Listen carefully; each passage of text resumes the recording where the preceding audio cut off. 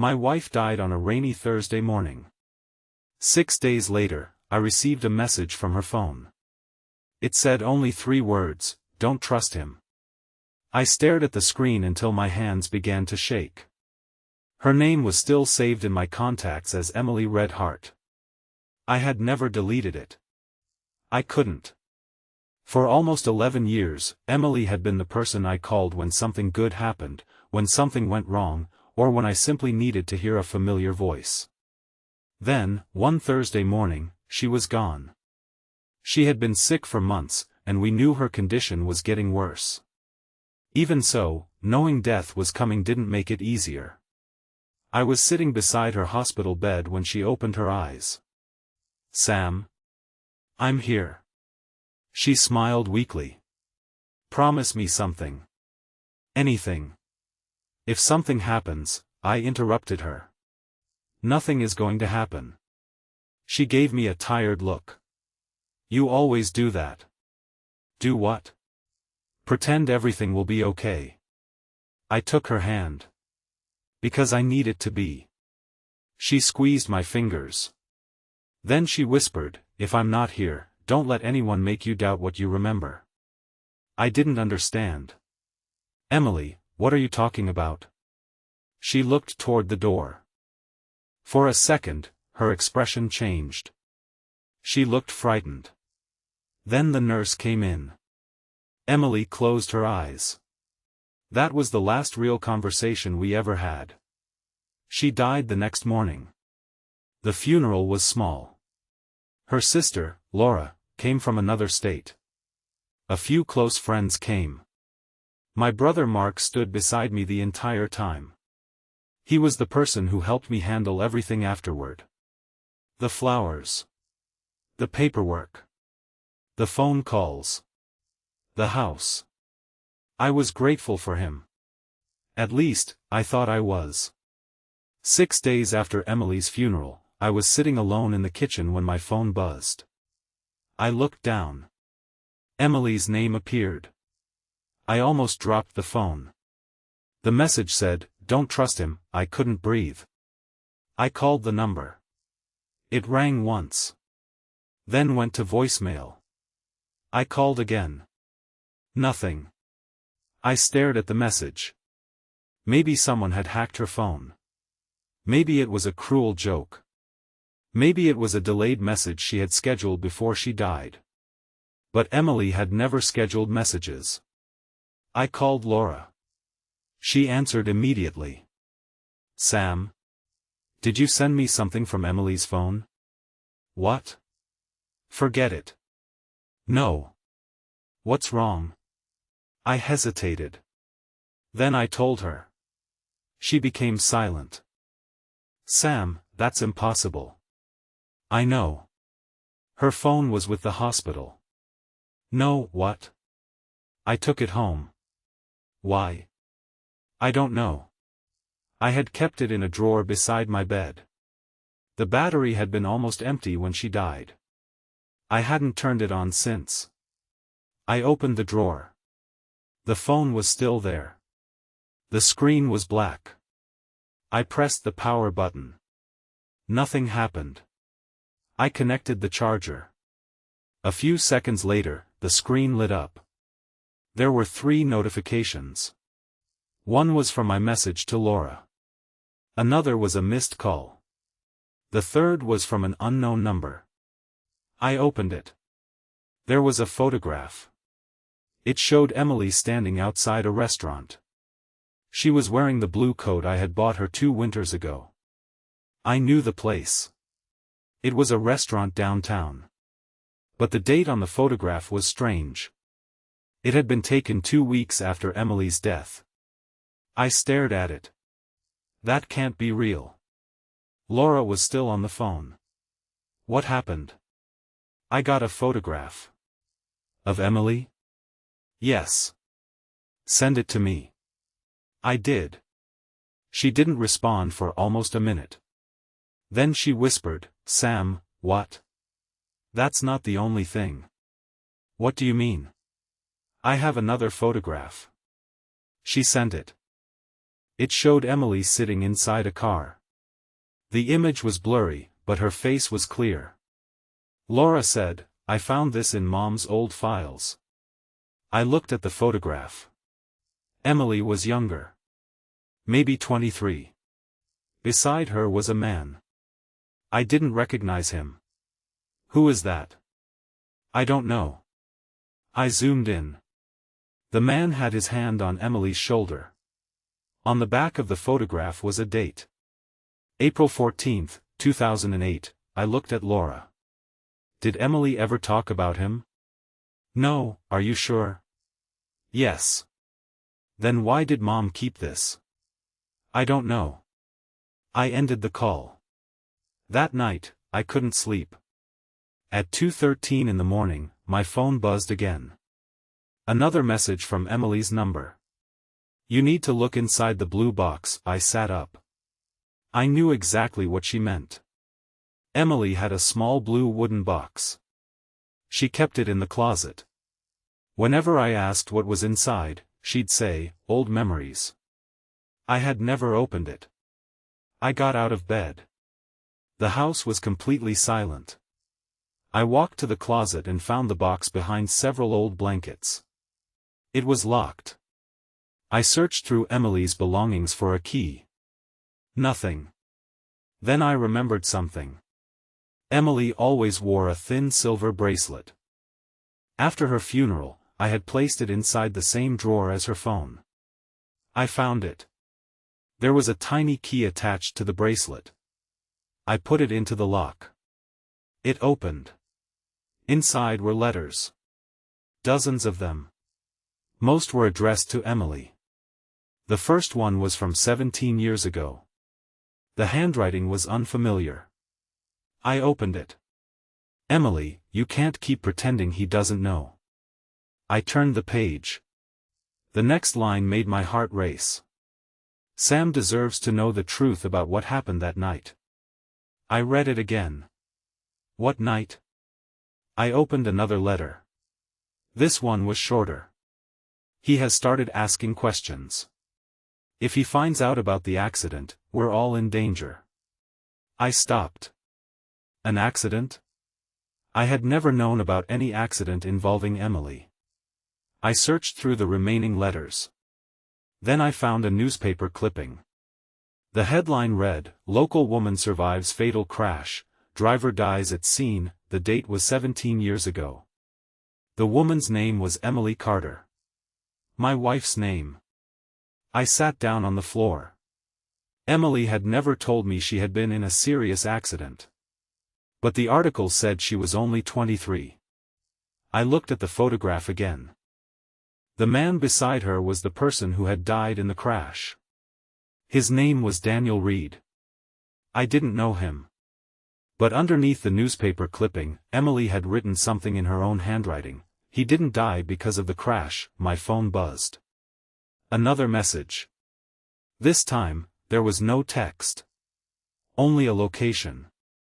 I recognized it immediately. It was the address of the old farmhouse where Emily had grown up. The farmhouse had been empty for more than 10 years. I stared at the location for several minutes. Then another message appeared. "Come alone." I didn't know who was sending these messages. I didn't know whether Emily had somehow prepared them before she died. And I didn't know who I could trust anymore. But there was one thing I knew. My wife had been keeping secrets from me. And someone wanted me to discover them now. I grabbed my keys. Before leaving, I looked at Emily's photograph one more time.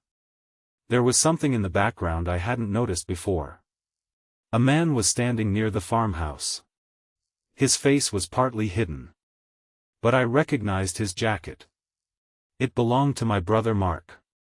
I froze. Then my phone rang. It was Mark. I answered. "Where are you?" There was silence. Then he said quietly, "Sam, whatever you do, don't go to that farmhouse." My heart started pounding. Why? His voice trembled. Because Emily wasn't the only person who knew what happened 17 years ago. I stood completely still. Who else knew? Mark took a breath. Then he said, "Me." The call ended. I looked at the message on my phone. The farmhouse address was still glowing on the screen. For the first time since Emily died, I wasn't thinking about how much I missed her. I was thinking about why she had been afraid. And why, after her death, she was still trying to warn me. I called Mark back. He didn't answer. I tried again. Nothing. I stood in the kitchen with Emily's phone in one hand and the farmhouse address glowing on the screen in the other. Every part of me was telling me not to go. But after everything I'd discovered, staying home felt even more dangerous. I grabbed my jacket and drove to the farmhouse. It was almost an hour outside the city. The rain had stopped, but the roads were still wet. When I finally turned onto the dirt road leading to the property, I slowed down. The farmhouse looked exactly as it had when Emily and I visited years earlier. White paint. Broken fence. A large oak tree near the porch. One upstairs window was still covered with a piece of plywood. I parked behind the house. I didn't want anyone watching me from the road. The front door was unlocked. I pushed it open. Hello? No answer. The house smelled like dust and damp wood. I turned on my phone's flashlight. The first room was empty. The kitchen was empty. Then I heard something upstairs. A floorboard creaked. I froze. Who's there? Nothing. I climbed the stairs slowly. At the end of the hallway was Emily's old bedroom. The door was open. Inside, everything had been left almost untouched. An old desk. A faded rug. A small bookshelf. And on the wall, a photograph of Emily when she was 20. I walked toward the desk. There was a locked drawer. I pulled it. It opened. Inside was a small cassette recorder. Beside it was a note. "Play this before you leave." My hands were shaking as I pressed the button. Static filled the room. Then I heard Emily's voice. Not the weak voice I'd heard in the hospital. This recording had been made years earlier. "Sam, if you're hearing this, something went wrong." I sat down. "I never wanted you to know about Daniel." She paused. "But you deserve the truth." I listened. 17 years ago, I was driving home with Daniel when another car started following us. I remembered the newspaper. The other driver wasn't trying to pass us. He was trying to force us off the road. Emily's voice trembled. "We crashed. Daniel died. I survived." I closed my eyes. But the police report was changed. My heart started pounding. Daniel wasn't the person they were trying to kill. Emily paused. They were trying to kill me. I stared at the recorder. Because I had seen something I wasn't supposed to see. The recording continued. I had discovered that someone was stealing money from the company where I worked. I found names, accounts, payments. She took a breath. And one of those names belonged to someone in our family. The recording stopped. I rewound it. Then I heard another voice. A man's voice. "Mark. Emily, you can't tell him." I dropped the recorder. My brother had been there. He had known. I pressed play again. Emily answered him. "He deserves to know." Mark said, "If Sam finds out, they'll come after him. Then we'll protect him. You don't understand who you're dealing with." The recording ended. I sat in silence. My brother had known about the accident. He had known Emily survived. He had known there was something dangerous behind it. But why had he hidden it from me? I heard a car outside. I immediately turned off the light. Headlights moved across the bedroom wall. Someone had arrived. I quietly walked to the window. A black SUV was parked beside the house. 2 people got out. One of them was Mark. The other was a woman I didn't recognize. Mark looked toward the house. Then he said something to her. They entered through the front door. I backed away from the window. My phone buzzed. A message from Emily's number. Don't let Mark find the blue folder. I looked around the room. Blue folder. Where? I searched the desk. Nothing. The bookshelf. Nothing. Then I remembered the photograph of Emily. I removed it from the wall. Behind it was a small metal compartment. Inside was a blue folder. I opened it. Bank statements. Photographs. Names. Dates. And one document that made my hands go numb. It was a payment record. The recipient was my brother. Mark Carter. The amount was $75,000. The payment had been made 17 years ago. The same week as the accident. I heard footsteps approaching. I quickly put the documents into my jacket. The bedroom door opened. Mark stood there. He looked at me. For a few seconds, neither of us spoke. Then he said, "You found it." I stared at him. "You were paid." He closed his eyes. "Yes." "Why?" "I didn't kill Daniel."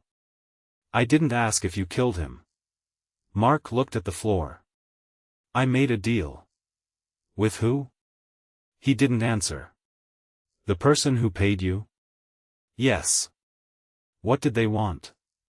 Silence. I felt sick. "You let me believe Emily's death was natural. She was already dying. But she told me something." Mark looked at me. "What?" "She said if something happened, I shouldn't trust you." He looked devastated. "I deserve that." "Then tell me everything." Mark sat down. The night of the accident, Emily found financial records connecting several people to a fraud operation. Who? Business owners. A judge. 2 police officers. And you? I was working for one of them. I stared at him. Why? I was in debt. That doesn't explain it. No, he looked at me.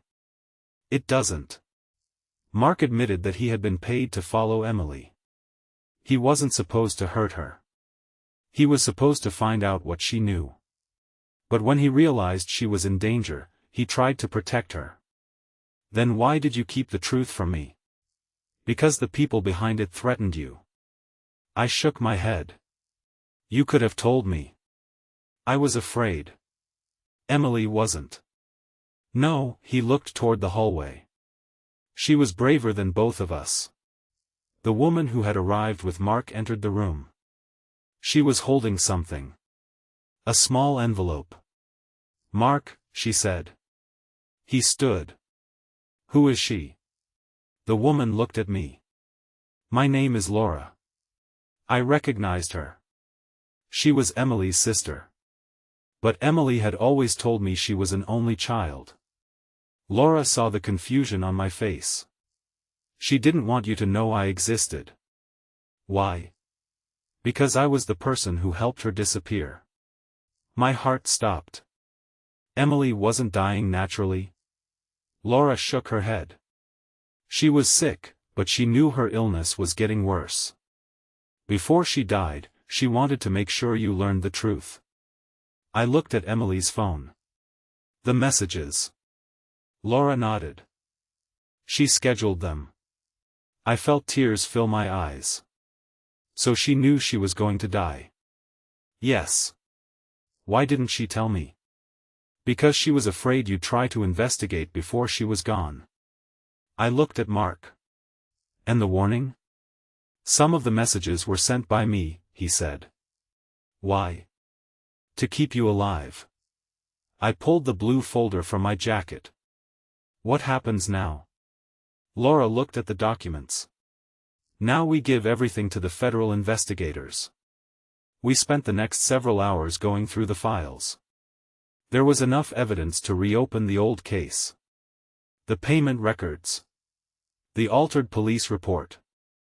The financial records. The names of the people involved. Everything. 2 weeks later, the investigation became public. Several people were arrested. The police officer who had changed the accident report was charged. The businessman who had ordered the intimidation was also arrested. Mark cooperated with investigators and admitted everything he had done. Our relationship didn't recover immediately. Maybe it never completely will. But at least I finally knew the truth. Months later, I returned to the farmhouse alone. The rain had stopped. The house was quiet. I walked into Emily's old bedroom and sat beside the window. I played her final recording one more time. At the end, there was a part I'd never heard before. Her voice was soft. "Sam, if you're hearing this, I'm probably gone." I closed my eyes. "But please don't spend the rest of your life angry at the people who were afraid." There was a pause. "Your brother made terrible choices. Mark did too. But they both tried to protect you in the only ways they knew how." I wiped my eyes. "And if you ever wonder whether I loved you enough to tell you the truth," her voice cracked. I did. The recording ended. I sat there for a long time. Then I understood why she had kept so many secrets. She wasn't trying to erase the past. She was trying to make sure the truth survived her. I took the blue folder with me when I left. But I didn't keep it hidden. I gave it to the investigators. The photographs went into a family album. The letters stayed with me. And Emily's phone remained in the drawer beside my bed. I still couldn't bring myself to delete her number. Sometimes, when I miss her, I open the old messages. The last one still sits at the top. "Don't trust him." For months, I thought she had been warning me about Mark. Now I understood. She wasn't only warning me about one person. She was warning me not to trust anyone blindly. Not even the people closest to me. But she also taught me something else. The truth can hurt. It can destroy the version of your life you thought you understood. But sometimes the truth is the only thing that allows you to finally stop being afraid. Emily died with secrets. But she made sure I didn't have to live with them. And that was the last gift my wife ever gave me.